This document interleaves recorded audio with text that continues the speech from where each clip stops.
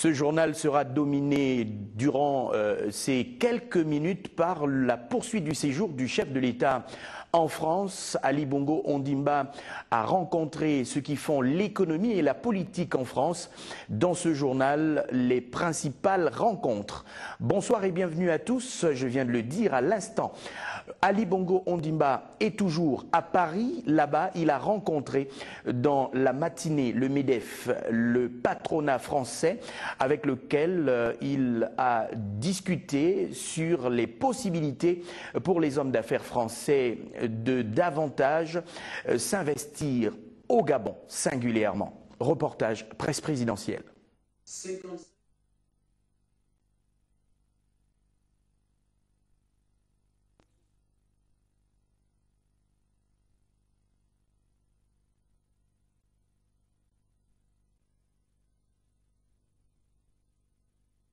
De croissance au Gabon.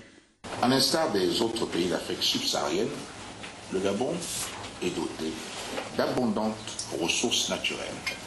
Mais leur exportation à l'état brut n'a pas permis de créer une croissance inclusive.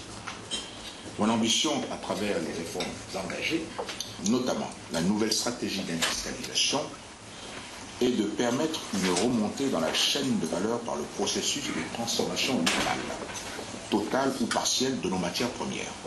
Les pôles économiques créés, notamment le cluster minier et métallurgique de Mwanda, France-Ville, le pôle hydrocarbures et pétrochimique de Mandji pour Gentil, la zone économique spéciale de Nkok, pour ne citer que cela, illustrent de cette volonté.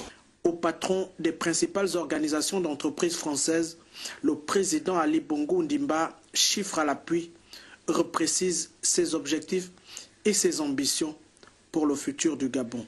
C'est ainsi que le taux de croissance est passé de moins 1,9 en 2009 à une moyenne de 6% entre 2010 et 2013. Et le taux d'inflation en 2013 est estimé à 0,5%, soit un taux largement inférieur à la moyenne communautaire dans l'espace CEPAC. Les ressources propres représentent 85% du budget général de l'État. Et notre gestion des ressources publiques se caractérise par une gestion de la dette publique, ratio dette PIB est de l'ordre de 24%. Après l'Élysée, la rencontre du MEDEF redessine les traits d'une dynamique partenariale encore plus forte avec la France et son patronat. Dans ce sens, j'ai proposé d'aller plus loin, j'ai proposé à mes pairs, à l'occasion de la réunion du TICAD 5 au Japon, j'ai proposé donc l'année 2020 comme date butoir, au-delà de laquelle plus aucune matière première ne sera exportée sans avoir subi au moins une première transformation. Je vous invite donc à devenir les principaux acteurs de cette ambition. Et je suis convaincu qu'en vous investissant pleinement dans cette dynamique, nous parviendrons à l'établissement d'un véritable partenariat gagnant-gagnant. Voici donc les hommes d'affaires français édifiés et rassurés sur l'investissement au Gabon. C'est avec la conscience du devoir accompli que le chef de l'État a quitté le MEDEF. Hier encore, Ali Bongo Ondimba a discuté écologie et bien sûr développement durable. Cette fois, il s'agissait de viser avec le tout nouveau ministre français de l'écologie, Ségolène Royal. Reportage. L'entretien avec le tout nouveau ministre français de l'écologie est le premier depuis sa nomination au gouvernement Manuel Valls. L'engagement hier, l'intérêt aussi, mais avec en plus la ferme conviction et la détermination pour une contribution commune à l'effort de développement durable en République française et au Gabon. Réussir le prochain sommet de la planète, comme vous le savez, et nous avons échangé sur la question de la forêt, sur la biodiversité, sur les questions de l'eau, Et on a besoin de personnalités très motivées sur ce sujet parce qu'il va falloir entraîner l'ensemble des pays qui sont moins sensibilisés que cela pour que l'on puisse transmettre aux générations futures une planète préservée. La première Française à accéder au second tour d'une présidentielle en France est une femme très au fait des questions écologiques et environnementales. Évoquant la politique du Gabon en la matière, Ségolène Royal sait de quoi elle parle. En tout cas, ce que je sais, et c'est ce qui est très important en matière d'environnement, c'est la volonté politique. Vous voyez, c'est la capacité à prendre des décisions et à anticiper le futur. Et ça, je crois que ce pays a cette capacité et cette volonté à anticiper le futur. Pour la présidente du Conseil régional de Poitou-Charentes, la protection de l'environnement reste l'un des enjeux majeurs de l'avenir de la planète. Entre le Gabon et le groupe Total, il n'y a absolument pas de nuages, n'en déplaise à tous les détracteurs de cette relation quasi séculaire. Ali Bongo Ondimba a reçu donc en témoignage le patron du groupe Total avec lequel il s'est entretenu sur ce partenariat à renouveler, à davantage étendre en ce qui concerne le pétrole. Reportage. En compagnie de ses principaux collaborateurs, le président directeur général du groupe Total a été reçu. L'entretien de Paris a permis de réitérer l'ancrage de la société pétrolière française en terre gabonaise, mais aussi les perspectives pour l'avenir, en dépit de l'amoncellement de nuages dans le ciel des relations avec le Gabon depuis quelque temps. D'abord, les investissements de Total au Gabon. Alors, de Total Gabon, il y a les découvertes, il y a l'exploration, il y a le développement. On est en ce moment dans une période d'investissement très lourde, historiquement lourde, plus d'1 milliard d'investissements par an. Et puis, bien évidemment, on a abordé le problème qui affecte un peu les relations entre l'administration gabonaise, c'est-à-dire en fait la direction générale des impôts. Il faut laisser les responsables se parler, mais il faut dialoguer et puis calmer le jeu. Voilà, c'est l'administration, c'est une société qui discute au niveau des présidents. C'est pas à nous de régler ça. On verra plus tard s'il y a lieu de le faire, mais il faut surtout que les discussions aient bien lieu et qu'on explique pourquoi la position des uns peut être différente de la position des autres. Première entreprise et partenaire du développement pétrolier du pays depuis 6 décennies, Total Gabon entend poursuivre son œuvre d'appui à la politique de développement socio-économique du Gabon. Et puis Ali Bongo a parlé social au cours de ces rencontres avec les personnalités de premier plan de la France. Avec Philippe Douste-Blazy, il était question de parler du social et singulièrement de ce pacte social lancé par Ali Bongo Ondimba avant ce périple à travers la France. Reportage. Cette rencontre avec Philippe Douste-Blazy est la matérialisation des ambitions du chef de l'État à concrétiser son projet de politique sociale. Le cardiologue et homme politique français aujourd'hui veut accompagner le Gabon dans sa quête pour le mieux-être social. Nous avons, avec le chef de l'État, évoqué une chose qui est très importante, c'est comment nous pouvons mieux lutter contre la pauvreté, pour améliorer la santé des enfants sur tout le continent africain. Et j'ai été très heureux de voir qu'il y a chez lui une volonté très forte de travailler dans ce secteur. Et d'ailleurs, il a lui-même un grand programme national de développement humain dans lequel va s'inscrire notre projet commun. L'échange de Paris aura duré plus d'une demi-heure d'horloge. Le natif de Lourdes se propose d'apporter sa contribution à l'édifice du Gabon de demain. Retour au Gabon avec ce communiqué de la mairie de Libreville. Le maire de la commune informe les opérateurs économiques cités ci-dessous exerçant leurs activités économiques sur le territoire communal. Il s'agit donc des chauffeurs de taxi, garagistes, vendeurs ambulants, gérants de kiosques, vendeurs exerçant aux abords de la chaussée, laveurs de véhicules, fabricants de balustres, lavabos et divers matériaux de construction, que le premier adjoint au maire de la commune de Libreville, Monsieur Jean-Boniface Assélé Dabani, présidera une réunion d'information à leur intention le vendredi 11 avril 2014 à 11h précises au gymnase d'Olumi, signé Rose Christiane Osuka Raponda, maire de la commune de Libreville. Nous poursuivons ce journal.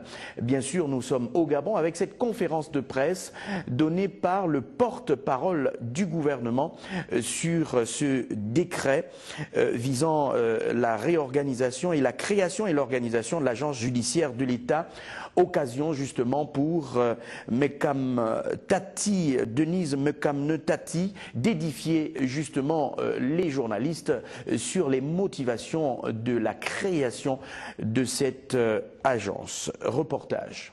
Le porte-parole du gouvernement préside sa première conférence de presse. Denise Mekam Tati a souhaité et obtenu la participation de ses collègues ministres de la Prévoyance sociale et la Solidarité nationale, mais également le ministre de la Santé qui poursuit les négociations avec les professionnels des hôpitaux en grève depuis le 2 mars dernier. Avec les journalistes, le gouvernement a justifié l'initiative du président de la République relative à la signature d'un décret qui engage l'État à prendre en charge les frais d'inhumation des fonctionnaires, leurs ayants droit, les étudiants, les élèves et les indigents. Une première en Afrique. Parce que nous savons comment se passent nos obsèques ici. Nous louons les salles, nous louons les chaises, on a des couronnes, c'est du café, et ainsi de suite. L'État ne prend pas en charge ce point. L'État prend en charge tout ce qui concerne la conservation du corps, l'achat du cercueil, et il y a un plafond qui est fixé. Le plafond de la contribution financière de l'État pour l'inhumation des citoyens concernés par le décret du 5 avril varie de 400 000 francs CFA à 1 million de francs CFA. Considérant qu'il n'existe aucune structure publique pour l'entretien des dépouilles et la mise en bière, le financement permettra sans doute d'améliorer l'offre de services à défaut de créer des structures publiques génératrices d'emplois. Cela n'existait pas avant et nous ne pouvons pas faire le reproche aujourd'hui à l'État de le faire. C'est vrai que c'est une masse importante, mais l'accompagnement des familles, assister les familles dans ces moments difficiles, c'est un geste important. Le ministre en charge de la Prévoyance sociale a saisi l'opportunité de cette conférence de presse pour assurer les déflattés de la Caisse nationale de sécurité sociale. Ces derniers réclament la révision d'un plan social qui leur a été imposé après l'absorption des hôpitaux de la CNSS par l'ACNAMGS. Je ne voyais pas d'inconvénient à ce que le premier point de leur revendication, c'est-à-dire le paiement de leurs droits légaux recalculés en intégrant tous les aspects qu'ils avaient relevés comme manquements, soit pris en compte, mais qu'au jour d'aujourd'hui, au moment où on se trouvait là, de présenter de nos négociations, il serait peut-être souhaitable d'avancer dans les autres points. Selon le porte-parole du gouvernement, l'intersyndicale et les directeurs des administrations concernés par la grille relative au déploiement de la prime d'incitation à la performance, PIP, réunis en commission, ont présenté un rapport satisfaisant au Premier ministre chef du gouvernement. Et pour être tout à fait complet sur cette actualité liée au social, le ministre justement de la Prévoyance sociale était au chevet donc des grévistes de la faim, les ex-agents de la CNSS qui donc sont en grève. Le ministre a rassuré de l'effectivité des mesures, de la mesure gouvernementale et surtout a rassuré les grévistes de ce que toutes leurs revendications seront prises en compte. D'ailleurs, une Une réunion est prévue demain à partir de 9h, une réunion tripartite qui réunira à la fois le ministère, la direction générale de la CNSS, les grévistes et la direction générale de la CNAM-GS. Nous poursuivons ce journal avec cette audience qu'accordait encore le ministre des Droits humains à l'association contre les crimes rituels. Il était question de voir avec le ministre Alexandre Désiré Tapoyo quelles sont les mesures que va désormais prendre ce département ministériel pour lutter au mieux contre ces crimes crapuleux. Et à l'occasion, il était l'organisation non gouvernementale donc à donner au ministre ce recueil qui a été élaboré par leurs soins sur les crimes rituels. Reportage.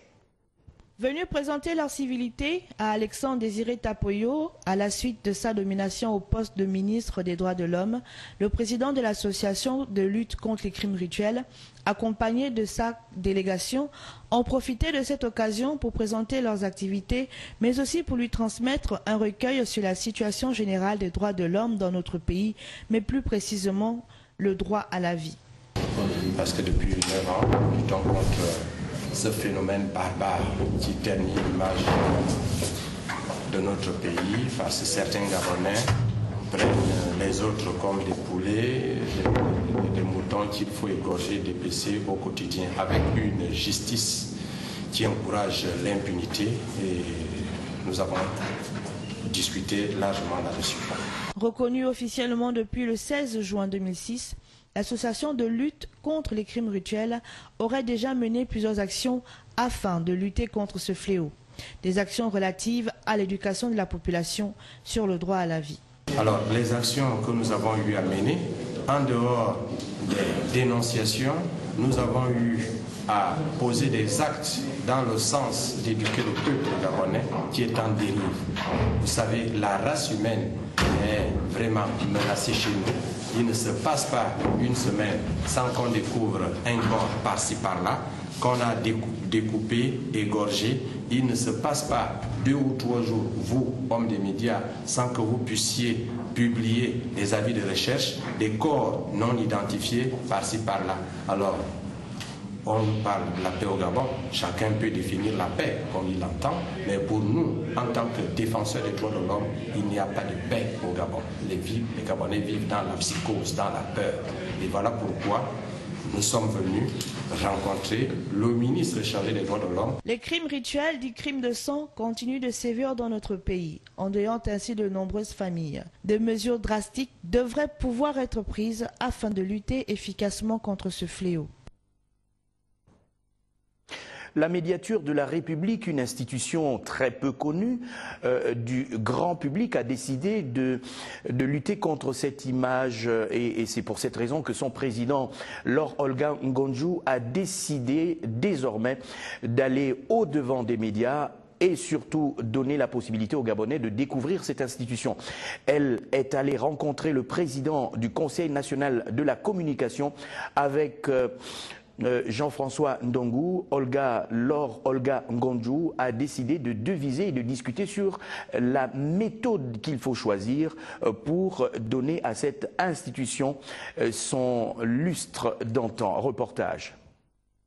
Cette audience a été l'occasion pour le médiateur de la République de discuter de la possibilité d'une coopération institutionnelle avec le Conseil national de la communication. Le médiateur que je suis doit donc promouvoir, défendre les droits, contribuer à peut-être de solutions en cas de crise. Donc s'il y a crise, il faut peut-être anticiper. C'est pour cela que j'ai rencontré le président du CNC. Nous avons également évoqué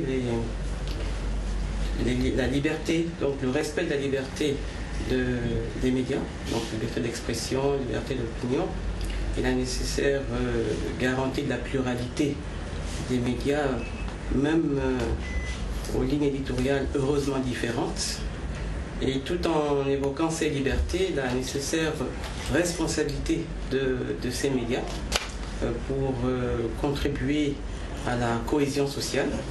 C'est indispensable. Les médias sont également là pour aider les pouvoirs publics à garantir un processus de développement harmonieux de notre pays. Les journalistes sont avant tout des Gabonais, avec des droits et des devoirs, tout comme les journalistes. Donc on a des questions que nous avons abordées ensemble.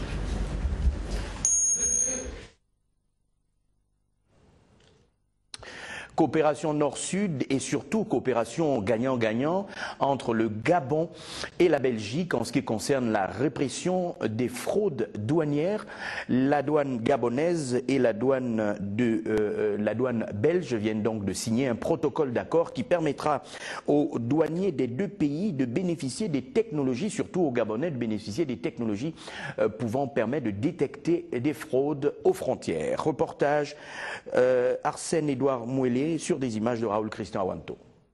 Il était question lors de cette rencontre entre l'administrateur général des douanes et assises du Royaume de Belgique et le directeur général des douanes et droits indirects du Gabon de signer un accord d'assistance administrative mutuelle internationale.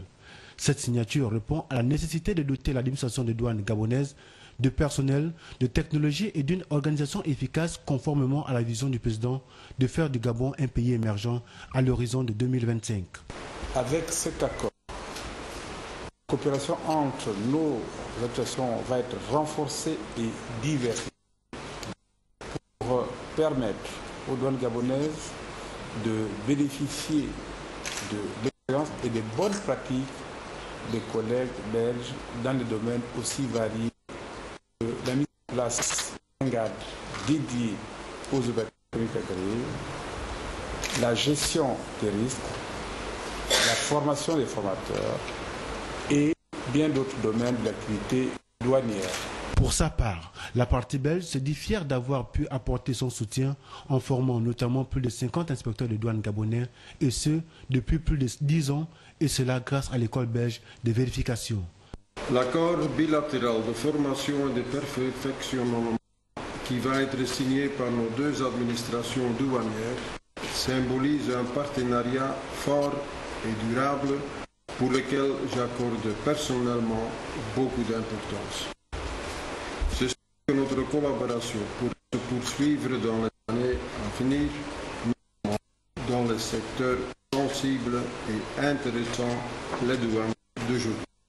Je cite par exemple le statut d'opérateur économique agréé pour lequel les douanes belges vont vous accompagner et la sécurisation de la chaîne logistique selon les normes de l'Organisation mondiale des douanes dont nous sommes tous membres. Cette cérémonie de signature a été rehaussée par la présence du secrétaire général 2 du ministère de l'économie et de la perspective en lieu et place du ministre empêché.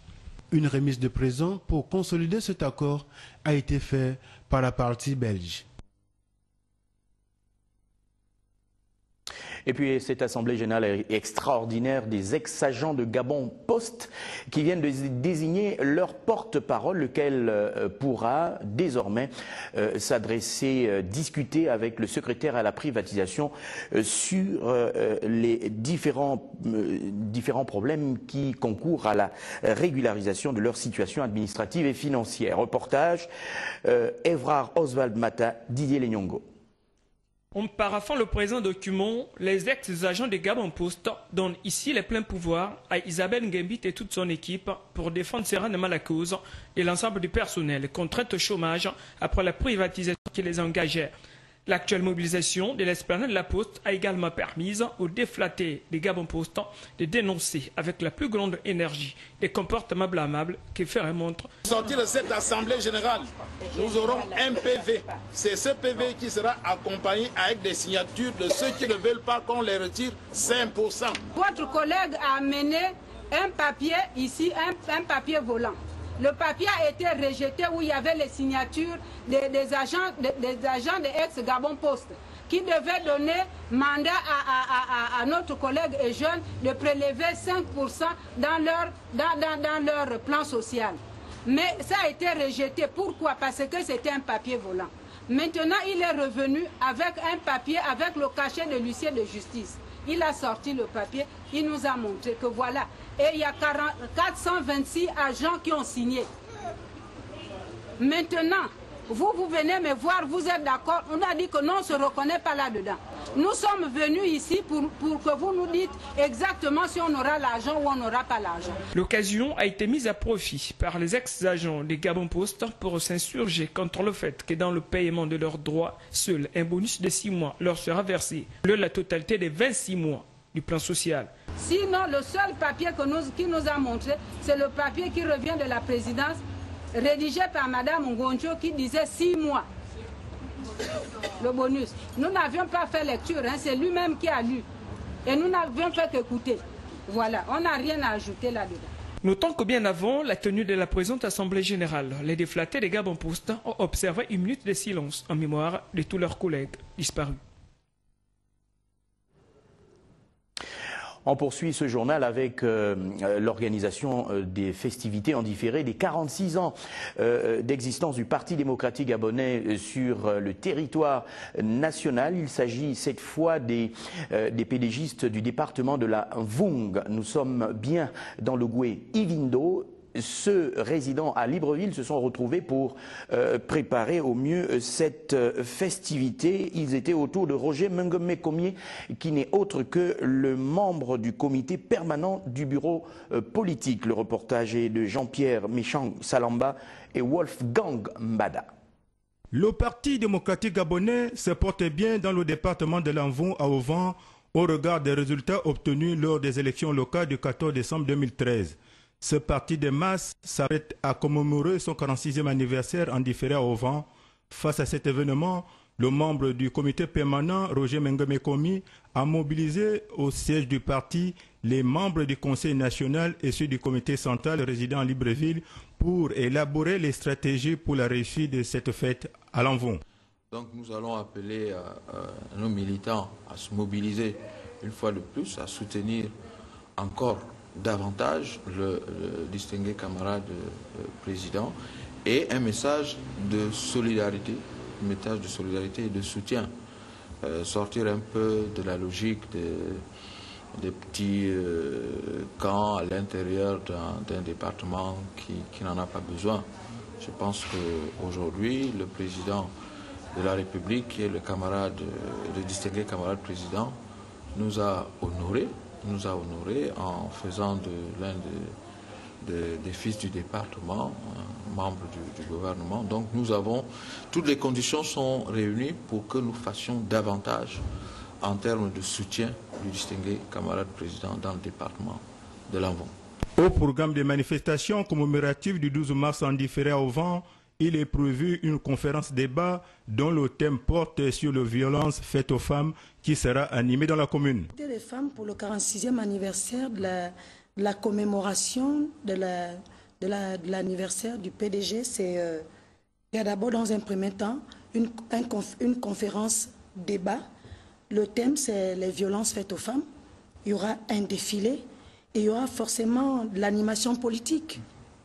Notons que les militantes et militants du PDG d'Ovan comptent célébrer le 46e anniversaire en différé le samedi 12 avril 2014, conformément à la note d'orientation du secrétaire exécutif du parti. Les Jeux Olympiques de Rio 2016 approchent à grands pas. Au Gabon, les préparatifs ne semblent pas aller bon train. Raison pour laquelle le chef du projet du programme des entraîneurs de solidarité olympique, Yassine Youssoufi, est à Libreville depuis hier pour justement aider à cette organisation des préparatifs. Il a donc rencontré le président du comité olympique gabonais, le tout nouveau, et l'ancien nouveau qui a été réélu, plébiscité par les fédérations sportives, et bien sûr le président de la fédération gabonaise de boxe. Le reportage Prince Ozone Manyumbemano, Raoul Christian Awanto. Le président du CNO nous a donné l'information que vous venez visiter nos installations, pour voir comment est-ce que nous travaillons. Nous sommes prêts. Il nous a déjà prévenus. Et justement, nous vous attendions. Nous sommes là pour vous.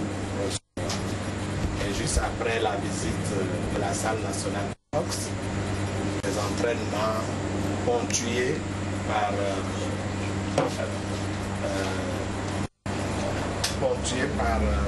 un gala on a prévu un seul gala. Rencontrer les pugilistes gabonais et voir ce qui se fait sur le terrain. Également avoir une séance de travail avec le comité olympique pour mieux comprendre et connaître les actions entreprises par le comité national olympique pour développer le sport, entre autres la boxe, le football, le taekwondo et les autres disciplines sportives. Je pense que c'est impressionnant, je pense qu'il y a du potentiel, difficile de juger, mais je pense que c'est un travail encore une fois qui doit se faire avec les fédérations nationales gabonaises, avec le comité olympique gabonais, et comme je l'ai dit tout à l'heure au président, on espère le meilleur, on espère qu'il y aura des athlètes gabonais en boxe qui seront présents dans les stades et sur les rings à Rio.